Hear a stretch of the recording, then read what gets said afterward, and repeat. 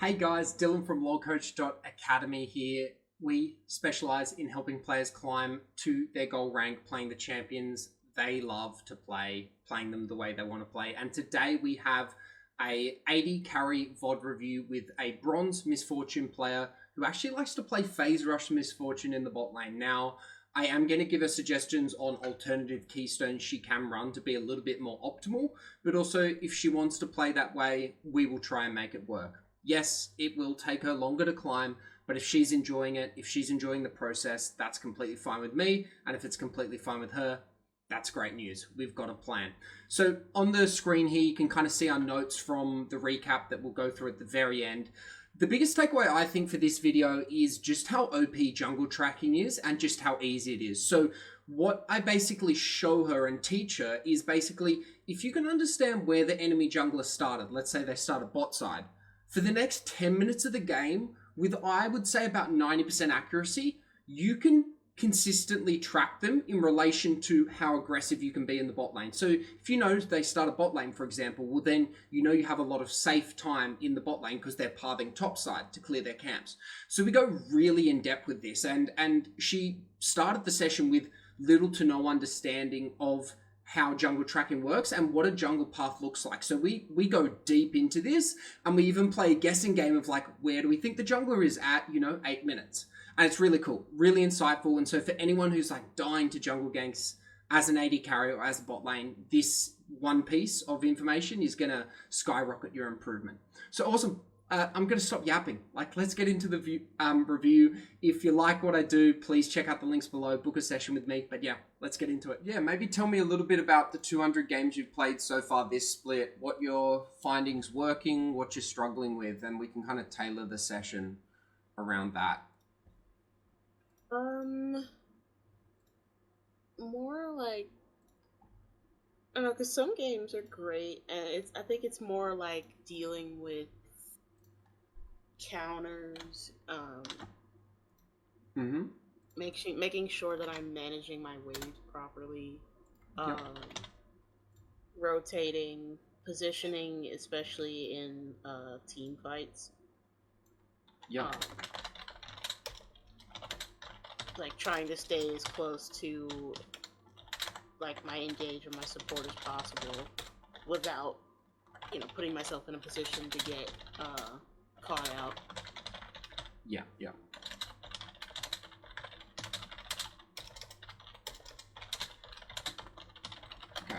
Okay, awesome. Excellent. And so how I usually do these sessions is I basically would just usually go into your match history and we kind of go through and we pick out a game that you think we'd find a bit of value in reviewing. So that could be a tough matchup. It could be a game where you thought you did well, but you could have improved. Or I can kind of select a game if you don't really have one in mind. So I'm sharing screen. Can you see my screen? Yes. Awesome. So are there any games in kind of your recent last, couple of days that you think would be a good one for this session?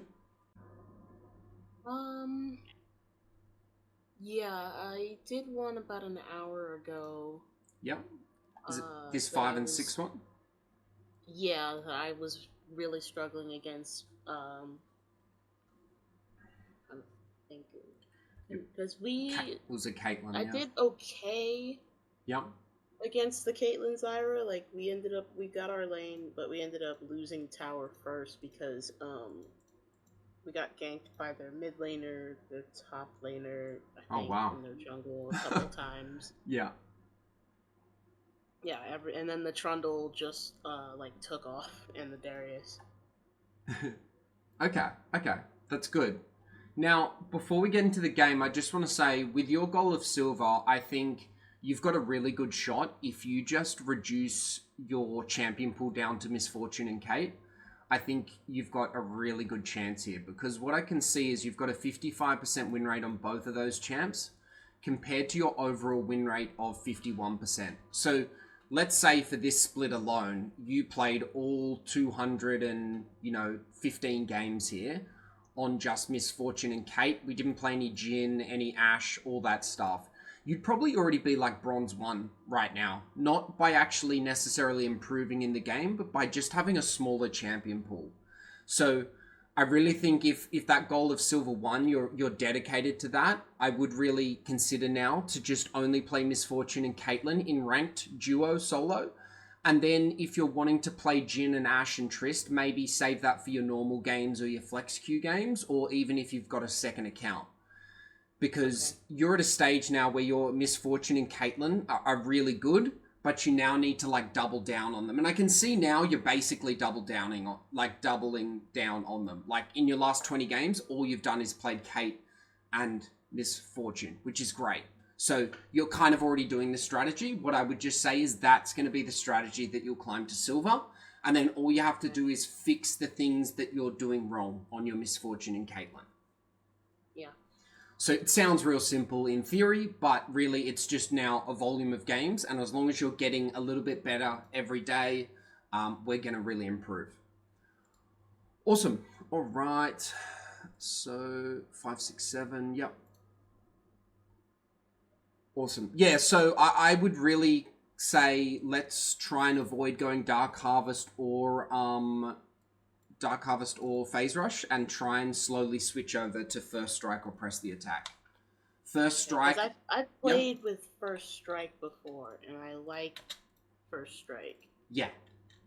Well, then let's maybe switch to that in the future. Okay. Yeah.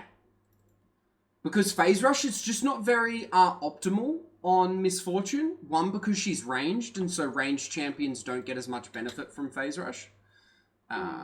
So we can't see the stats here. But also, it's not that natural for Miss Fortune to proc Phase Rush. You kind of have to, like, hit E, auto-attack, or something like EQ, auto-attack. And so that does sound simple in theory, but also the way you want to proc that, it's usually a bit... I don't know, it just seems a bit, like, awkward, in my opinion. Yeah.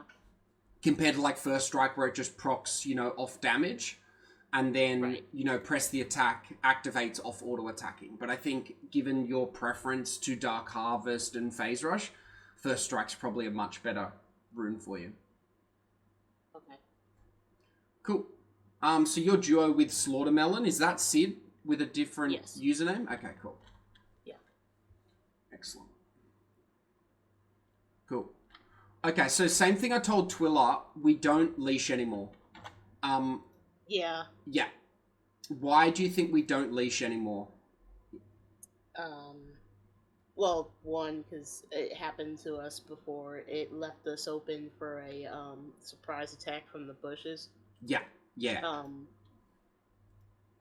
Yeah, because we went to leash, came out, didn't see them, and they were in the farthest bush closest to tower, and we ended up having to burn our flash because of it. Yeah. So in future, we never want to leash because we lose priority here. And Miss Fortune and MF, just like Caitlyn and Zyra, everyone wants to get level 2 first in this lane. And getting level 2 first, or protecting yourself from this bush as an example, is way more important than leashing the jungler for your lane. So in the future, let's not leash anymore, and we avoid, errors like this. But let's actually watch how they attack you, and you can think about how to actually avoid this. Okay. Oh, is this screen sharing? Oh, yes. Sorry. I'll stop streaming. I'll reshare. All right. Okay. I started sharing. Let me know if you've got the option to watch it. Where's your... I don't see the... Oh, okay, there it is. Just open up another screen. Okay, there it is. Cool. I see it. Got it? Awesome. All right, let's go back. Sorry, I didn't realize I was talking without you looking. Cool. Yeah, so this leash here is what I was talking about. Yeah. And the only way to avoid this, so one, it's to be aware that someone can do this to you guys. So firstly, it's understanding that this is an option for the enemy to be in here. So one, you got to know that they could potentially do that. You can also see that they're not leashing Darius on your map, right? Because otherwise their icons would be showing up here, right? Oh, okay, yeah. So now we've got to be really concerned. But the only way to counter this bush here, if we don't have vision of it, is you need to walk with your minions. And this is why we can't leash here. So what you do is you actually walk you and Sid basically walk like this on the safe side of your minions. And you walk up with them. And the reason this is because if they attack you through the minions here, the minions will instantly aggro them, and you guys can actually go even in the trade, or at least fight back and not lose as much. So always be aware that an aggressive lane like Caitlyn Zyra could take this bush. There's also the alternative, if you do leash, you guys could just walk around like this and then avoid that bush completely. Okay. But that's only if you're aware that they could be in this bush. So if you know they could be in this bush, like it's a 50% chance, 20% chance, you can either walk like that or walk with the minions. And then we avoid this issue every single time. Okay. Because that could be a game-losing situation here. Okay, they don't do it. That's good. I assumed they were going to do it. Nice.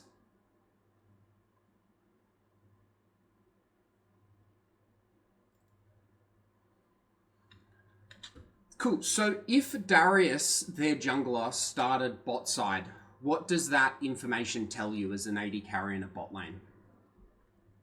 That there's likely going to be a gank coming from him very soon. Because I don't know what level he's at right now. 2. Yeah, that means he's on... Either he would attempt a level 2 gank, or the moment he hits level 3, he's going to rotate down for a gank. Why do you think that?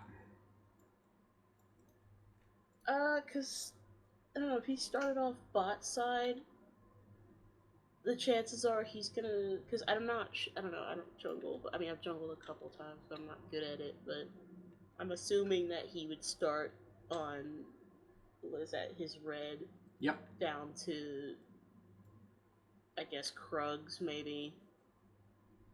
Yep. And then would probably come through that tri-bush there to attempt a gank. Or he would look to see how far we were pushed up to see if he was able to sneak in a gank. Okay. But I think this game was weird because our Yi was in the jungle and they were ganking through our tri-bush. Okay. And because I think what was going on, we were warding this bush here, but the Zyra kept taking the wards out. Got it. And so the first actual gank from Darius, he came from behind us. Got it. And the Yi was like right here. Yeah. And he didn't see it. Yeah. Yeah, okay. No, they kept walking past him every time to gank. Got it. Okay. So I want to just go through some basic jungle tracking and what a jungler wants to do, because it's going to really help you out in your lane. So what you described here of Darius coming level 2 is definitely an option, but it's really troll behavior. A jungler doesn't actually want to gank a bot lane like this after just doing these 2 camps. They don't want to do this because they actually want to farm all their camps before they gank. So generally, a jungler that starts bot side 90 to 95% of the time is either going to gank your top lane or your mid lane at around the 3 minute to 3:30 mark, because they want to get level 3 or level 4. And the only way they can do that is clearing their whole 6 camps for level 4, or at least 4 to 5 camps for level 3.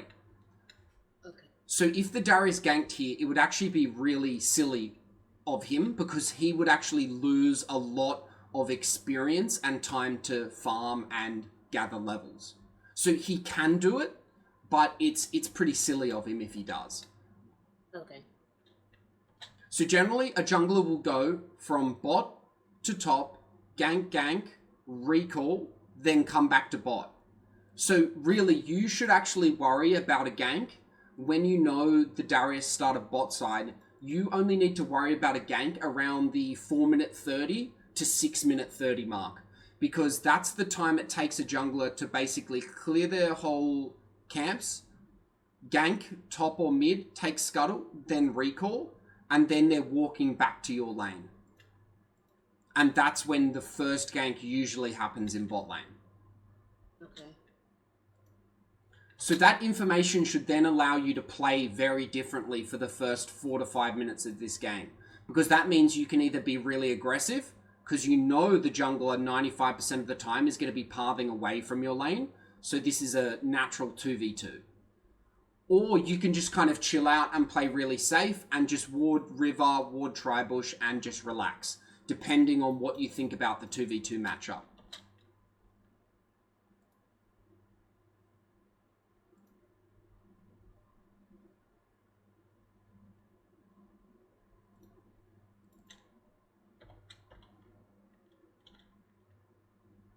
Cool. So we get level 2, but we can't really do anything with it, so you just walk away. That's fine. You're letting the wave crash into you. Now, is there a particular reason why you're letting the wave... I'm not saying it's wrong. I'm just trying to understand your thought process. Are you okay with kind of the wave slowly coming into you guys, into your turret? Yeah, the idea was that because Zyra and Caitlyn are such pokey / harassing type champions, Yep. I was gonna let them pull the wave up, not necessarily under tower, but in a place where I could land, either try to get some Qs off to bounce and hit the Caitlyn, or it would make it that they attempted to like go in for a 2v2. My support is literally right here, so because it's literally it was just Zyra continuously throwing E's. She missed like 80% of them, but Yeah. a couple times I got caught. Yeah. I think that costed me my life. Okay, excellent. That's really good game theory. So if you're worried about how kind of aggressive or pokey an enemy bot lane is, it's really good for you to understand that it's okay to get pushed in here. So I really like that. You've got really good game knowledge of how you want to play the 2v2 matchup. So that's great.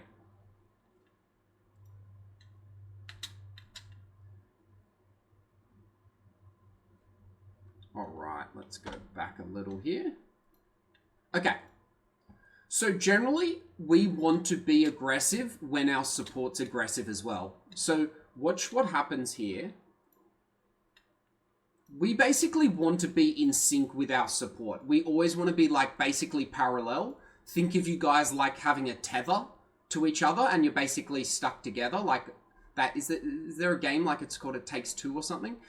You're basically on a tether and you guys do everything together. You walk up together, you walk backwards together, you attack together, you recall together.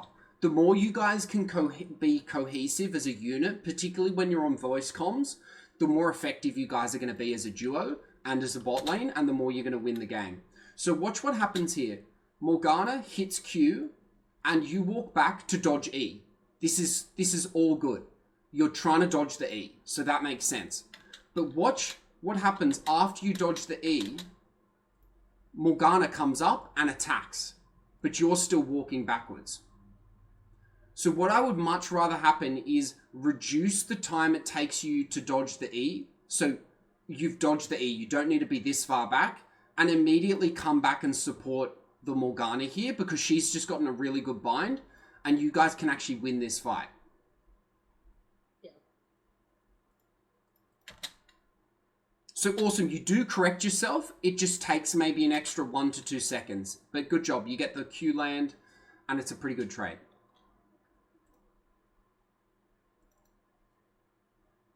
Nice, your Q, your double ups are very good. Well done. Good dodging. Cool. Really good double ups. Good, good, good. Wow, this Zyra is just wasting all her mana.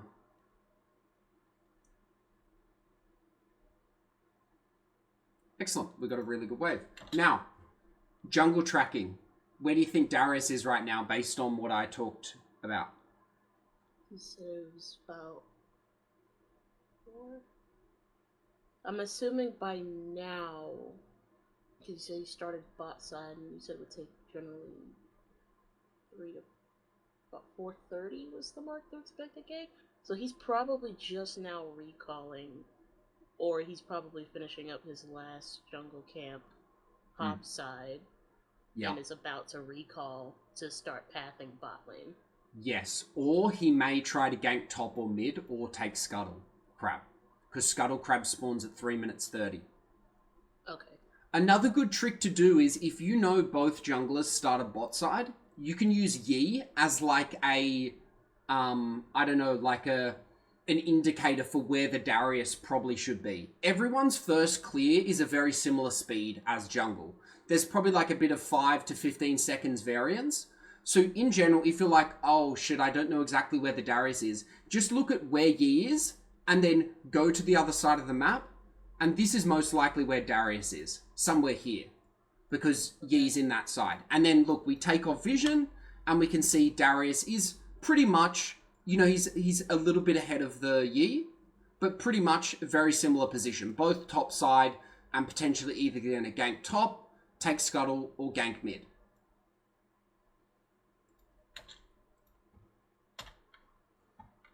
And that's really all you need to know as for jungle tracking as an AD carry. Okay, cool. Let's see why this fight broke out. Awesome.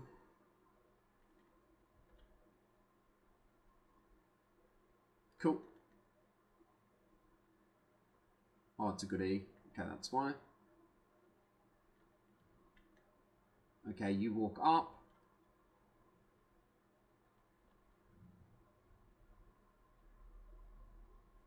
Okay.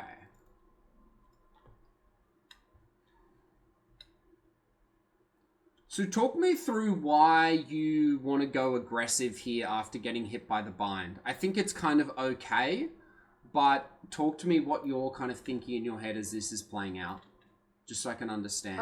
Well, once I get rooted, I saw that Sid missed her Q, so that meant the Zyra was gonna go all in. Yep.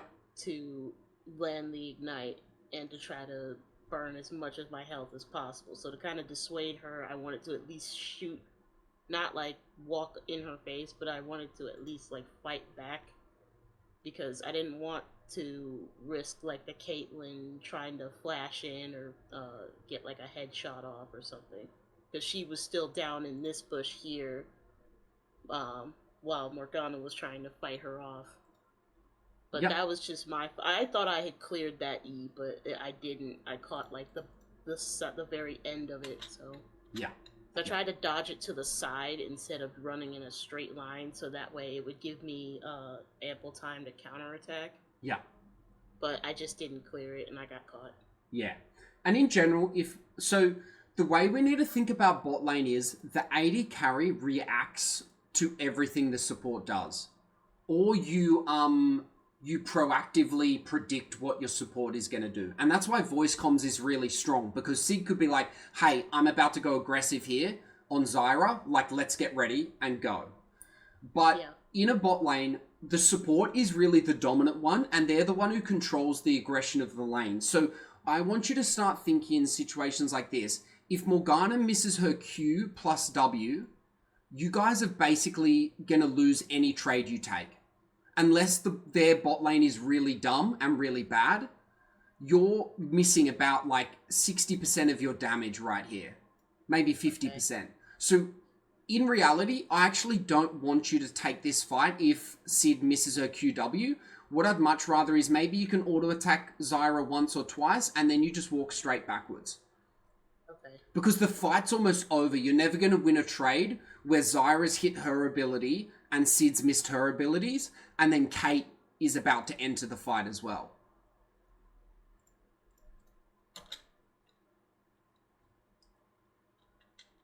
Because all that happens here is Kate gets a really nice Q on both of you, and you've now lost about 70% of your HP bar. And, you know, Kate lost a bit of hers, Zyra lost a bit of hers.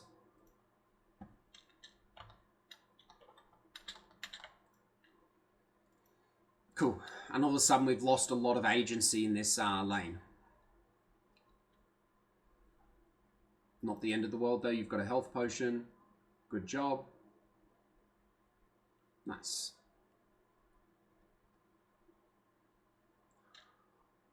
Awesome. So, very interesting lane state right now. Everyone's kind of low mana, low health. So, what are we kind of thinking in a situation like this? Look at your health bar and mana bar compared to the enemy. What's going through your mind in a situation like this? Are you wanting to recall? Are you wanting to catch the wave? What are you wanting to do? At this point, like I would like to recall, but it was. Uh-oh. Sorry, I'm back. I was changing it, the region to US, so it's better. It's better for you. Go on. Oh, okay. But yeah, I would like to. I don't know, farm because they were pushing super hard that whole laning phase. Yeah. And like without my mana, I can't really do anything. Yeah. And I'm trying to. I don't know how much gold I had accrued at that point, but like recalling was you're on about probably 1100. 600. Sorry. Yeah. Okay. Yeah. So I was definitely at this point recalling is a thing that I want to do, but the way that they're pushing in so hard, it was like I didn't want to lose the XP, the gold, and potentially them taking first turret in like the first 10 minutes. Yeah. Okay. Because they were pushing very hard. Yeah.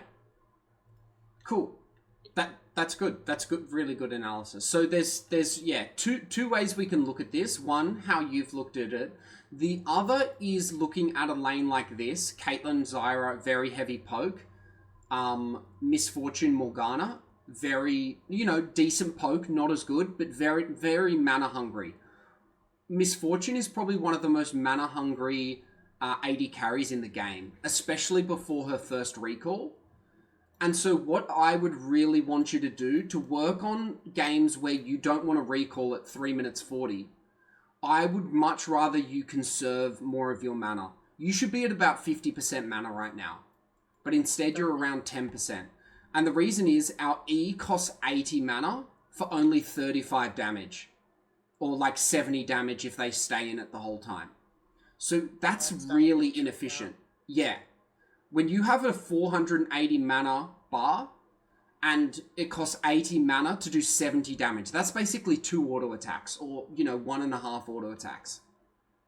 So we really only want to use our Make It Rain for very certain situations, like if Morgana hits her QW and you guys are wanting to go all in. That's great. But the way we actually want to play in Misfortune is we never use our W or our E, because again, our W is 45 mana. Not as bad, but 45 mana plus 80 mana is like 30% of your mana bar. So we only want to use Q to poke, and then W plus E to go all in or to run. That's how you should think about Misfortune's abilities, particularly before your first recall. Otherwise, you're going to consistently get into situations like this where you've lost 90% of your mana bar, it's not even 4 minutes in the game, and now you're only on 600 gold. So you don't really want to recall here, but you're thinking of recalling because you've lost too much mana. Does that make sense, or does that sound unrealistic, or are there any kind of... No, it definitely makes sense. Yeah. Like, it's like a catch-22 that I've kind of put myself in at that point. Yeah. Because I think we always get carried away with, like, just because the Zyra and the Kate are being really aggressive, we have to as well. And we usually display that aggression with, like, just using our abilities on cooldown and, like, trying to fight back all the time. But if you look at what's actually happened, Zyra's used all her mana, but Caitlyn has actually conserved all her mana. And that's what I would much rather you guys have done, where Morgana's using a lot of her mana and you're just sitting back and trying to really be conservative with your W and E, and you're using your Q to fight back.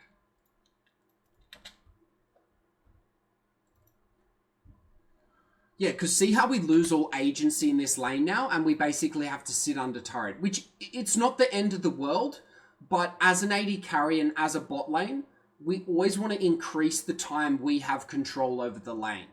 And control over the lane can be actively letting them push you in and being okay with that, but we always want to have the option to either be pushed in, push back, or kind of, have a fight.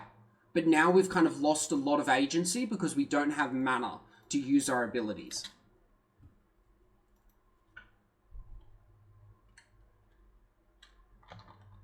Now, the good thing is your CSing is okay. We're a little behind, but it's not too dramatic. It's not too dramatic at all. You're only about 60 gold behind here because you got that assist for First Blood.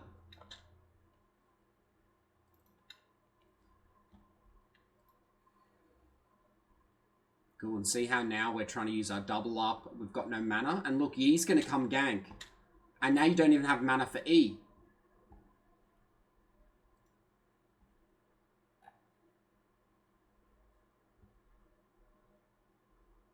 Good.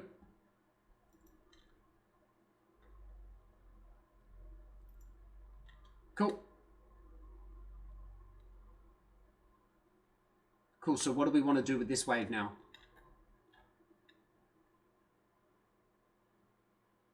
Are you still there? Definitely push it up. Yeah. Towards tower so we can start prepping for dragon. Yeah. And now we saw Darius on the map, right? Yeah. Yeah. And so that's really cool, right? We've just figured out like really basic jungle tracking. If they start bot side, they go top side, they recall, and now they're bot side around that 4:30 to 6-minute mark. So, you know, basically bang on that time we predicted. So that's really predictable for you. You can almost rely on that like religiously as an AD carry. If you have information that they start at bot side. If they start top side though, it's very different because now they can gank you anywhere from like 3 minutes to 4 minutes. So that time period in that risk zone comes forward about 90 seconds.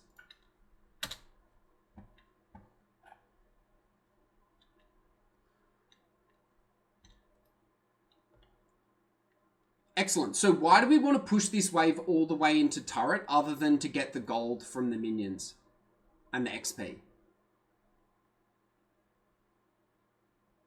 Do you know what happens with a wave when you crash it like this?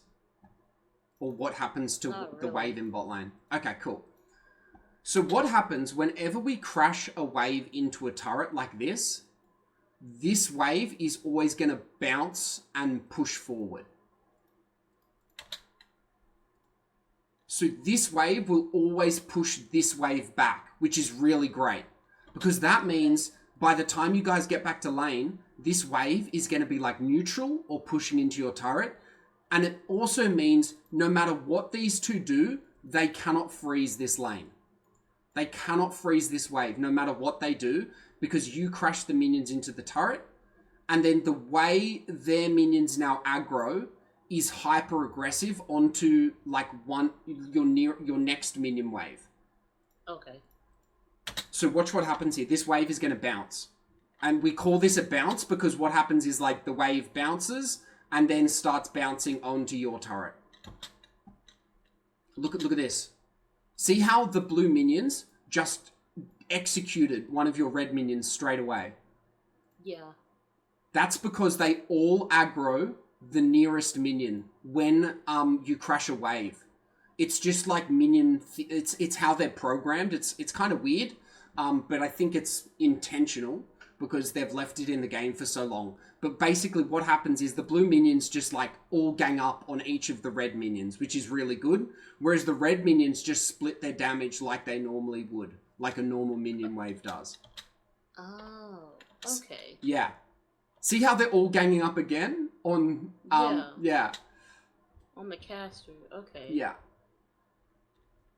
And see how this creates a really cool wave for you guys because now it's coming back and you guys are now walking back to lane, which is great.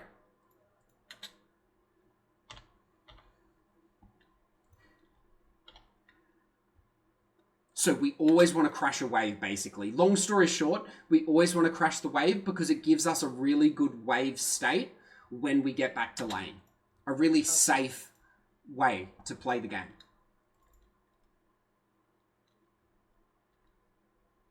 Good. Great control ward. Awesome. And now you're here. You didn't miss a single minion or XP. Look, this minion survived. Now, it's not always going to happen like that, but you basically didn't lose a single XP or minion because you crashed the wave and recalled correctly. And that's why wave management is really important, getting a crash, but it's also why it's so important to get a kill on the enemy bot lane, because it sets you up for success for the future. It doesn't just give you the gold of the 300 gold for getting the kill and the XP and all that. It allows you to manipulate the wave so that when you spend the gold that you just got from killing the enemy, you can now have a really good wave to do it all over again, or to just safely farm and play really relaxed.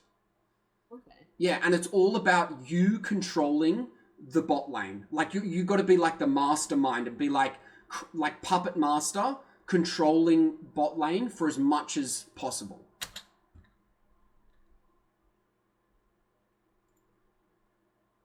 And now all you have to do is just worry about dodging skill shots, which is fine.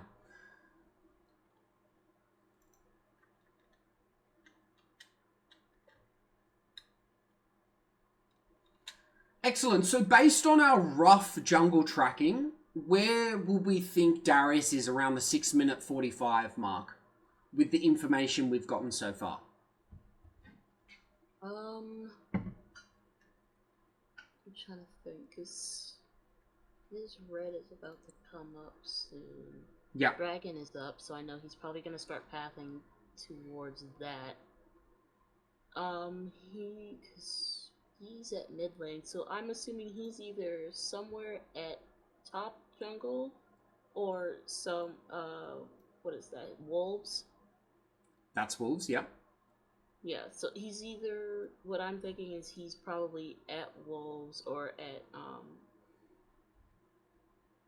Grom. no. No? Red buff? Dragon. No, because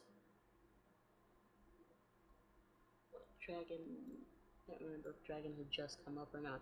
But I'm assuming that he's probably, or I'm guessing that he's probably at Wolves, finishing up, probably setting up to counter gank mid, since Yi's there already.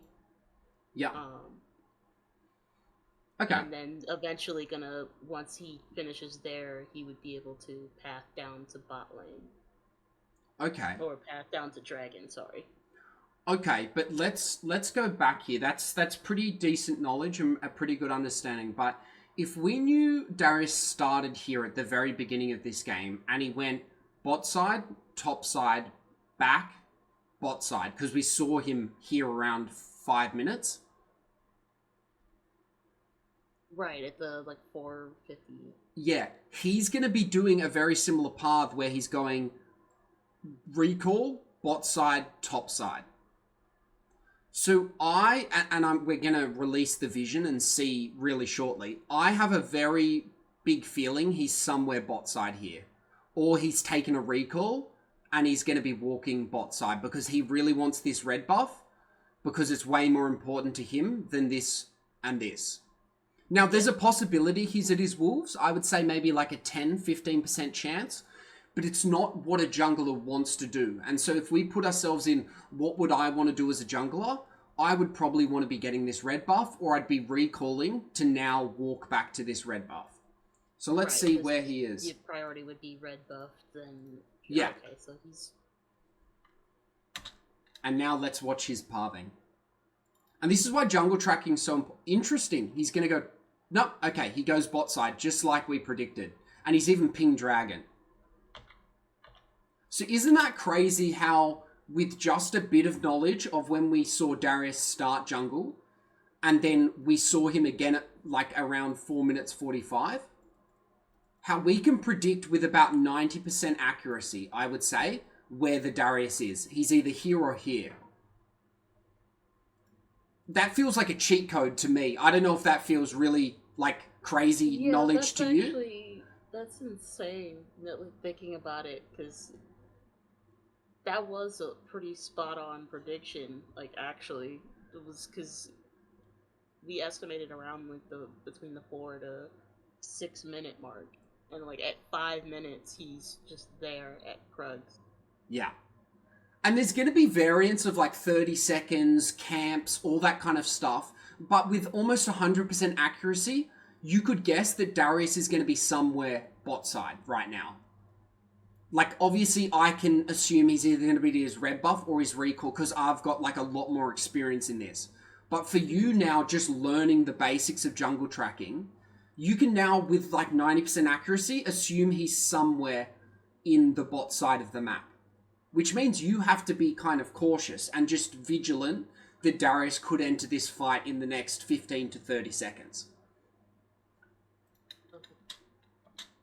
And so if you can even get to just thinking about that in every game, even if you don't get to 7 minutes, if you can accurately just remember, okay, enemy jungler started bot side, that's confirmed. He's going to go top side, gank or gank, take scuttle, recall, and then come bot. That's going to help you in so many of your games because now you're going to be able to actively predict where the enemy jungler is and then play your lane accordingly. You don't have to be scared of a gank anymore at, you know, let's say the 3-minute mark because you know Darius is topside farming. Yeah.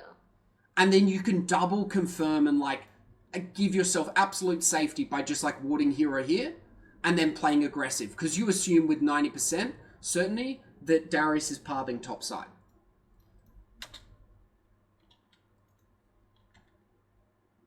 And if you can just get your jungle tracking to that much knowledge, being able to track Darius for the first 6 to 7 minutes of the game, it's going to improve your win rate and your aggression and your ability to play the lane really nicely. Awesome. So it looks like Sid's AFKing, doing an Amazon order, something. We don't know. Typing maybe. I remember what that was for. Yeah. So this is going to be a really bad fight. Why is this going to kind of be a bad fight, do you think? Or could be a bad fight? I don't know. The positioning is weird. Yeah. Let's think crowd control. He puts himself in a position to get CC'd. Yeah. Do you guys? He's running at her in a straight line instead of running to try and dodge her, bait out her E and dodge. Yeah. Or he could try to bait it to where he could Q and just dodge the whole thing and still get the damage off. Yeah, exactly. And do you have any hard crowd control here? Misfortune and Yi? No, not even. So this gank is never going to work. Hard CC. Yeah, without Morgana. Yes. Yeah. So this is going to be 80% of the time a pretty bad fight, again, unless these two do something really silly. But Yi's already stepped on a trap. You can see Caitlyn charging up here. It's probably not going to be good. At the very best, it might be a 1-for-1. Yeah. So Yi does something silly here, I would say. And you try and follow up. But, you know, it's tried, just, yeah. He ran into the bush to get the Zyra instead of just focusing on the Caitlyn. Yeah. Or just backing up entirely. Yeah. So in the future, that works out really nicely if Sid's not AFK or doing whatever. But also, if Sid does have to go AFK or isn't responding, you know, actively by moving a champion, you guys should be communicating that on voice comms and therefore not going for the fight with Yi and actually pinging him to back off. Because the only reason Yi goes in there is because you're kind of supporting him in a bad decision. Yeah. So what I would much rather is, because you guys are on voice comms, that's one of the most OP things you can have in League of Legends. You and your support actively being able to talk to each other. Sid should let you know, hey, like, I got to go AFK for 10 seconds or whatever. Or you just see her on the map not being responsive, and therefore you ping Yi to back off, and you just never take that trade. Because it's never going to end well without your crowd control and your engage. Yeah. If you've got a CC jungler, like maybe it's a Jarvan instead of a Yi, maybe the fight works out better because at least Jarvan can like dash in and knock someone up. But Yi has to walk in like he just did there and take so much damage before he can actually attack the enemy. Now, lucky for us, well, maybe unlucky, because if Darius sees you guys on these health bars, he could gank you. So now we're in a really dangerous position. What do you think the waves are going to do here, looking at the wave states right now? Will it stay neutral? Will it push to blue side? Or will it push to you? I'm thinking it's probably gonna either stay. It's gonna stay neutral, or it's gonna start pushing towards their turret if they're Yes. not already there. Because we still have a cannon and like almost full health. What is that? A melee minion? Yeah. Yeah, and a caster. Yeah. And a caster. And then the next wave is right behind them, about to come. So they've got more. So they're gonna slowly but surely push towards their turret. Yes, exactly. And so now we're really in a dangerous position, right? Because if we've been jungle tracking Darius, the enemy jungler, we know with 90% certainty he's somewhere here. So now we're in a lot of trouble. And that's why not responding to that Yi gank is so important. Because not only has Yi died, you've now put yourself in a really dangerous position. Yes, you survived Yi's blunder, but you lost about 70% of your HP bar, and now we have a slow pushing wave, which is not what we want. So let's watch this play out. If the Darius is a good jungler, if I was the Darius, I would be doing this right now, and I would gank you. That's what he did too. Yeah. So let's watch it play out. Let's see what happens.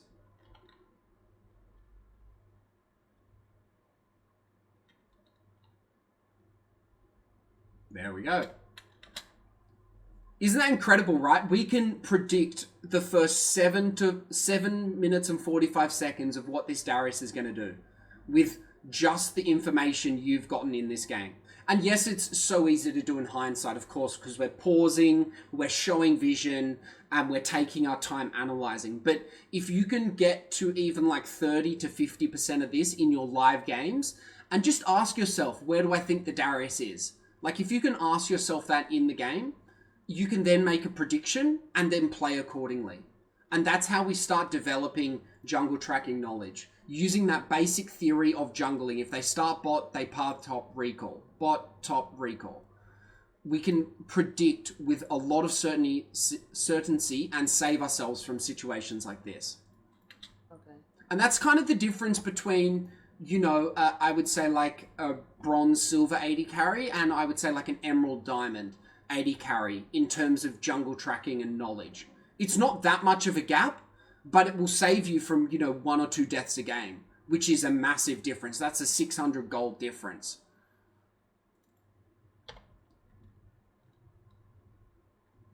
Cool. And the awesome thing about jungle tracking is every time we see the enemy Darius, we can now make another prediction of where he's going to go. He's either going to go to Dragon or go to his Raptors and then path topside to his jungle camps. Because he's recalled, he's ganked you, and now he's going to go this way. Because all the resources on the map are pushing him topside. There's nothing more to do here. He's cleared his red buff, so he's going to go top with about 90% certainty. Okay. Oh, never mind. He's gone for a gank here. Nice, good vision by you. And that's why I say 90%, because junglers can do unpredictable things. Like that, I would call an unpredictable thing. And he actually causes his Caitlyn to die, or close.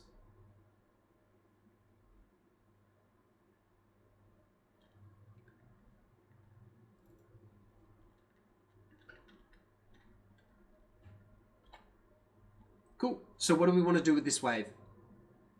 Crash it. Yes. Let's see if we can crush it. Cool. Now, you guys could be going hyper-aggressive on the Zyra. Why do we think we could go hyper-aggressive here on this Zyra? You could get Sid to walk up here. Because the Caitlyn is not there to counterattack, and the jungler has recalled or has gone back to... He's retreated from the fight because he almost got killed. And Caitlyn almost got killed, so she had to recall. Yeah. So that leaves her by herself to get 2v1. Yeah, this is a kill window, is what we call this. Okay. You have actively pushed Caitlyn out of lane and turned this into a 2v1. This is awesome. We love 2v1s because this means Sid can step up to here or even to that other bush, and you can step up and we can go really aggressive. And we're going to win this 90% of the time because we've got 2 champions versus 1. And you just told me all the information you need to do this. You know Darius is low, and he's probably recalling. And you know Caitlyn is too low to join this fight. So you have this knowledge in your head. You now just need to actively implement this in your live games. And go, hang on, this is a 2v1. Like, let's go aggressive. Hey, Sid, like, walk up into this bush. And then Zyra backs off, or she stays, like, stupidly, and you guys get the kill. Okay. So it's a win-win either way. But we don't want Sid, and we don't want you to be playing back here when this is a 2v1. Because Zyra is getting away with this. And Caitlyn is getting away with just recalling for free. And we never want that. We always want to punish the enemy as much as we can for their mistakes. Because that's how we create really big leads in League of Legends. Cool. So Sid kind of walks up. I would much rather a bit more aggression from Sid, but it's okay.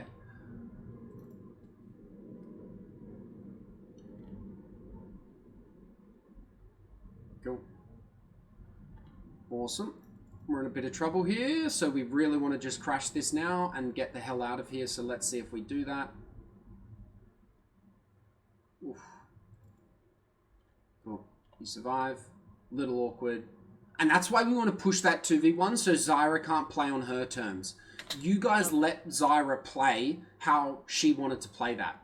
There should be no world where you lose that much health in a 2v1. But it's because you guys didn't push up and push her away. And now all of a sudden you've got this really awkward recall. Sid could even die here. She won't. But it's a little close. And now what's going to happen? They're probably going to get a plating here. Or maybe even two. Yeah. All because we didn't punish the 2v1. So they just got about, I would say, a 400 gold swing. 400 gold. Because they got two platings, plus you're going to lose some CS, and they're going to get this CS. So that's a 400 gold swing, all because of a 2v1. Which is crazy to think, right? You guys didn't even make a big mistake. All you guys did was not push Zyra off the wave. But look at the consequences of what happens when we don't do that. And that's not going to happen every game, but it's important to see it and be like, that's potentially what could happen here if we don't punish that 2v1.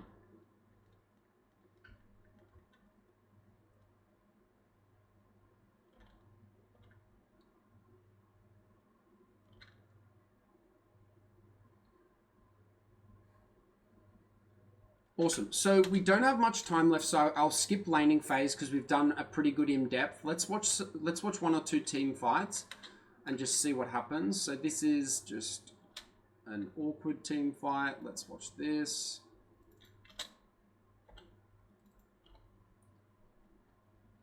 And then we'll do a little bit of a recap to finish off of what we've learned and what we can kind of implement for our future games. Cool, nice bait there. Well done. Attacking the ward, made Zyra and Caitlyn go. Excellent.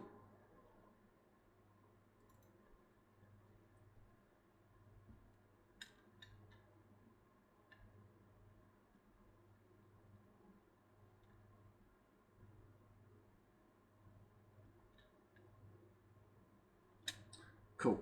All right. After 15 minutes, the AD carry wants to always come to mid lane.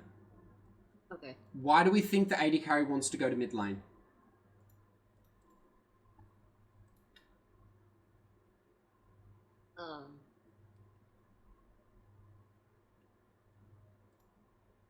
I guess to soak up the solo XP.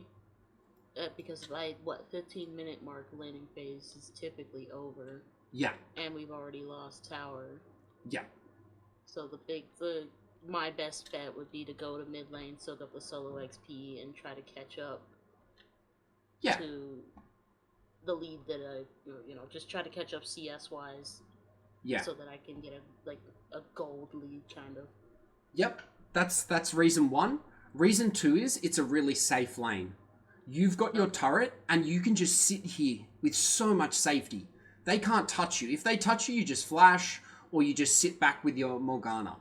And we always want our AD carry to be in the safest position to access farm. And it's Okay. almost always mid lane. In 95% of games, it's going to be mid lane. So we want to basically move to mid as fast as humanly possible. And that's either get the enemy turret first, then move mid, or if the enemy gets our turret, move mid. Okay. That's also what I was wanting to know, is like when to rotate to mid. Yeah, it's usually after platings fall, or if a turret falls bot side and you can't take the turret back within the next, I would say, 60 to 90 seconds. Because if you can take the turret back straight away, it's fine to stay bot side a little longer. But if you can't, we immediately rotate to mid. The third reason why is because what do supports kind of like to do after laning phase, do you think? Ward. Scan through jungle for wards. Yes. Yeah. Try to get vision in enemy jungle if they can, or just in our jungle, river. Yep. And what does mid lane allow them to do? It allows them to access the whole map much easier. Because when you're bot side, you have to access the map from only one direction. Whereas when they're mid, they can go anywhere they want on the map. Kind of the central point. Yeah, exactly. So what it does is, it's basically the Morgana dropping you off at daycare and being like, okay, I'm going to go do support things now. So they drop you off in the safe space of the mid turret, and then they go do their thing. They go help the jungler. Maybe they go gank bot lane. Maybe they go help your top laner. So it gives you a lot of safety to access resources and farm, and then it allows your support to roam the map and help impact the game and try and, you know, maybe bring the game back, or like get a carry really fed, all the while you're chilling out. Or the support can just sit with you and play safe and you guys access farm together. But it's a safe, happy space for everyone, and so we want to get there as like quickly as possible. Okay. And then just sit there. The whole game theory of an AD carry is get as much gold in the first 14 minutes. Once 14 minutes is over, transition to mid lane as safely and quickly as possible. And then all you do is catch waves, rotate to fights. Catch waves, rotate to fights. And that's the whole AD carry theory. It sounds really easy. There's a lot more nuance. It's like, okay, but I have to position. I have to get to a fight at the right time. But the game theory of an AD carry is get as much farm in laning phase as possible, rotate mid, and then rotate to fights as they break out. And the beautiful thing is, yes, from mid lane, because you now, just like a support, you can easily access everywhere on the map because you're in the central location. Right. And an AD carry, it's in the name, attack damage carry. You need to be in fights doing as much damage as possible with all the gold you've accumulated in the early game. Okay. And now, just like the support, you can access everything. And it's great. Cool. All right, let's wrap it up there because we've hit the 60-minute mark, but I just want to go through basically everything you learned in this. So let's start with you. I just want you to talk about everything you learned and what you can probably take away from this session in your own words. I definitely learned how to, that positioning well with my support is key. Being in sync with my support is crucial. Knowing when to engage, when to disengage, making sure that I'm positioned correctly to follow up on any engages. Yep. Good. Wave management, crashing the waves. Always crash the wave to turret.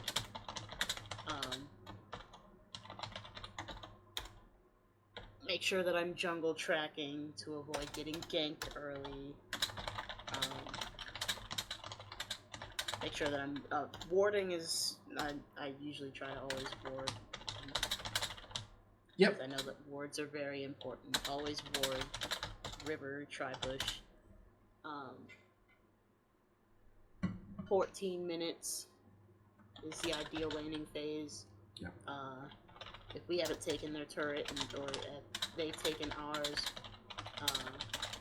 and we can't get the wave, or we can't catch the turret in like the next 90 seconds, go to mid. Yeah. rotate, hang out at mid, and then rotate to fights, team fights. Yeah.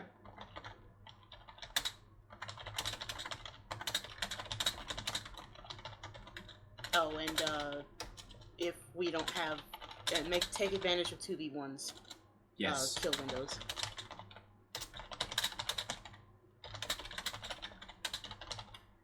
Excellent. Awesome. So what I want you to focus on now is, one, playing MF Kate only. Two, yeah, I forgot about that. Switch. No, sorry. This is just what I want, because like to get as much value out of this coaching session, I want you to have stuff now you can like take away and use on that journey to silver. So switch keystones away from phase rush into first strike. To first strike, yes. Yeah. So would it be first strike precision is my secondary? Yes, or you could go like biscuits. Sorcery? You could go, there's a few ways. You could go precision and go like presence of mind for a bit of mana regeneration. You could also go inspiration, where you're getting like biscuits and jack of all trades. Or you could go sorcery. You could go mana flow band and like scorch. Now, I would probably, any of those are fine. And what I would do is just go with the one you like the most and that fits your kind of, you use a lot of mana. So you're probably going to want to go the sorcery tree or the presence of mind precision tree. Because those give you a bit of access to mana regeneration, which inspiration doesn't. Yeah. There's also a world where you can go Comet. I don't like Comet on MF, but the way you play Misfortune, you could play Comet Misfortune. I just don't think... Because it would proc off of the Q, right? Yeah, and your E. It procs off both. So, like, I don't think it's optimal, but if you try it and you really enjoy it, it's okay. But I would much rather first strike or press the attack. And you're quite a good AD carry, so I would really encourage you to try press the attack as well. I actually think it's Misfortune's best rune if the AD carry is confident on the champion. And you show really good confidence on Misfortune, which means you're very likely to get off the 3 attacks you need to activate press the attack.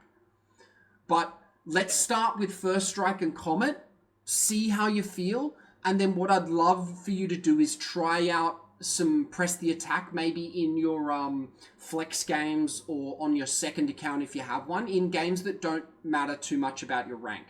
Just so you can test it out and see if you like it. Okay. Excellent. So focus on your level 2, always. Communicate the 2v2 matchup plan. So you and Sid, for example, in loading screen, I know we love to yap and talk, and we're playing with friends, right? We don't want to be too serious, but also just give yourselves like 30 seconds to talk about the matchup plan. Okay, it's Kate Zyra versus Misfortune Morgana. Hey Sid, how do you want to play this? Like, is there anything you're looking for in particular? What am I looking for as the Misfortune? And all of a sudden you guys have a really good basic plan. The good thing is that we do kind of do that when we're looking at like enemy matchups, especially bot lane, where she will choose her support based on what the enemy chooses. Okay. Because a lot of times we'll end up going against like a Seraphine or a Lux. In that case, she will choose her Zyra, which is her main. But on the off chance that somebody takes Zyra, just to avoid this, like the CC, she'll take the Morgana. Yeah. Just for the long range, hard CC, and also spell shield. Excellent. Okay, that's great. You guys already do that then. Then keep it up and make sure you jump in and you get specific as well. Like, do we win a short trade? Do we win a long trade? How do we actually win a trade? Okay, Morgana has to hit the bind, hit her W, and then I can like engage and follow up on that. So get really specific about the matchups. And then, okay, well, how does Zyra Kate win a trade? Okay, Zyra hits her E, Caitlyn places a trap, while you're stunned, and all of a sudden they can kill someone. So once you think about specifically how both the 2v2 matchups clash and how each of them win certain trades, you can then get really specific with how you guys want to play it. Okay. Excellent. Jungle tracking. As much as you can, figure out where enemy jungler started. Because as long as you can identify where the enemy jungler started, you can get all that information we just went through. And then you update it every time you see the enemy jungler. You go, okay, now he's top side at 4 minutes. Okay, cool. What's he going to do now? Okay, now he's bot side at 6 minutes. Keep updating that. It's hard to do in game.